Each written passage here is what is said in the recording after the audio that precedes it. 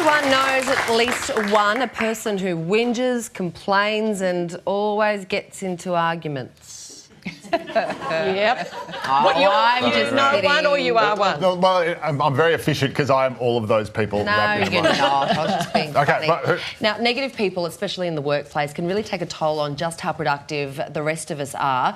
So how do we identify them and actually deal with them? Please welcome Dr. Tim Sharp, or Dr. Happy, to run us through it. Sharp by name, sharp by nature.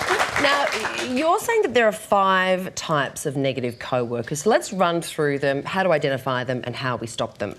Let's start with the bearers of bad news. Yeah, look, the first thing to remember probably is that bad things do happen, and some people who complain a lot are complaining about real things. So the first thing we should probably do is actually listen.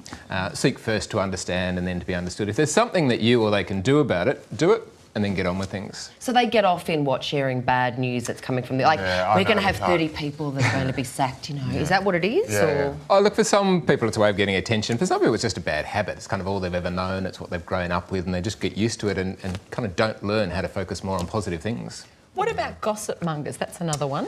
Yeah, look, gossip usually breeds on overgeneralities and vagueness. So the way to respond to that probably is to ask for specifics. You know, what's the evidence for that? Because again, if there is evidence for bad things, then we want to address it, I suppose. Oh, my hate is drama queens and kings. How do you deal with them? Yeah. We probably by not fueling the fire, I suppose. That sort of classic person does like the attention. So the simplest thing to do is probably not give them too much attention, maybe a short, quick response and then move on, and spend more time with other more positive, constructive people. Can the short, quick Next time response you be have a drama about your banana, I'm going to ignore I you. know, that's right. God damn it, where are my bananas? Sorry. What about Henny Penny, the sky's falling in, the chicken Bananas are actually littles? good for positive moods, by the way. Thank But you anyway, very much. well, the sky's falling in. Again, this is a typical overgeneralisation. It's a form of catastrophising, you know, making mountains out of molehills. I hate those people in a positive way. They're terrible. In a happy way. In a happy way.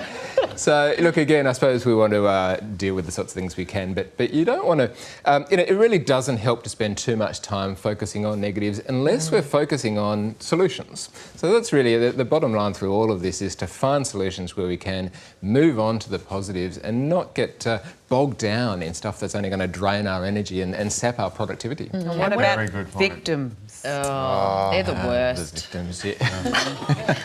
Can I ask, is there anyone that's beyond help? Like, is there anyone that you just get to a point where... Do you have someone particular in mind? Please be out of this. No, that, you know... Who are you thinking of, Hale? You think of someone. Family member. No, but you know when let's say a friend, okay? You're asking for a friend about a friend. That's right. No, yeah, my friend wants... No. If I have a friend, I don't work with her, but it's a friend, and every time I see her, there's always an issue, there's always a problem, she's always upset, she's always angry at someone.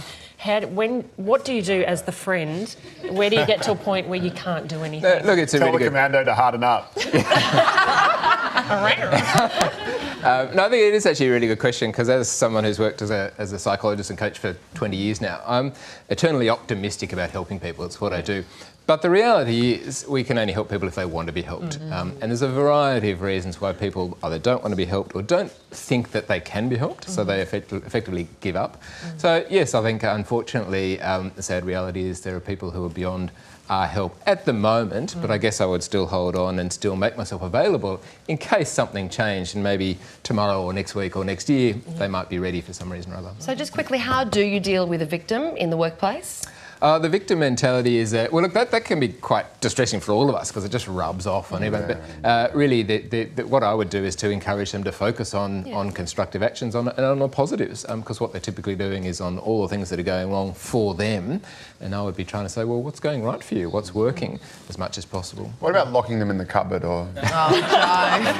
So being Dr. Happy, I think that might breach the code of conduct for my professional body, but anyway. So do you ever whinge or complain? Not on TV, no. Dr. Happy, it's been a pleasure. Thank you very much. Also, Hayley Lewis, everyone. You are a very cool chick. I've loved you since I first saw you in the pool all those years ago, and I just... Queenslanders. And that's just the icing, the cherry on top of the cake. Thank you for having me, and please, everyone, watch Biggest Loser Oh, on Sunday night at it's gonna be 7:30. fantastic. going to be as the kids. Nothing to complain about there.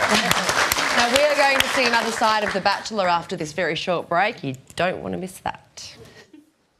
Get ready, kids. It's time to go back to school. Yay! From backpacks to pencil cases, we've got the essential guide to getting the kids back to school and keeping yourself together. Studio 10, we'll be back soon. You kids put that down.